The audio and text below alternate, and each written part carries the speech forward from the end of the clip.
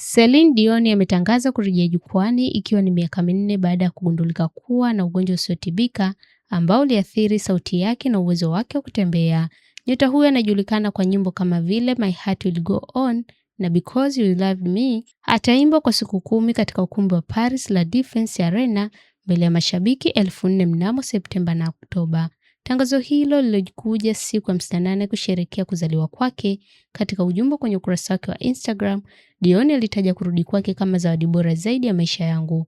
Niko tayari kufanya hivi, aliwaambia mashabiki. Ninajisikia vizuri, nina nguvu, ninahisi msisimko. Ni wazi na bila shaka wasiwasi kidogo. Akizungumzia hali yake kiafya, Dion alisema ninaendelea vizuri. Ninasimamia afya yangu. Ninahisi vizuri. Ninaimba tena. Hata kucheza dansi kidogo, lakini sina budi kukuambia jambo muhimu sana. Katika miaka hii michache iliyopita, kila siku ambayo imepita nilihisi maombi na msaada wako, fadhila na upendo wako, aliendelea. Ninashukuru ninyi wote, siwezi kusubiri kuona tena.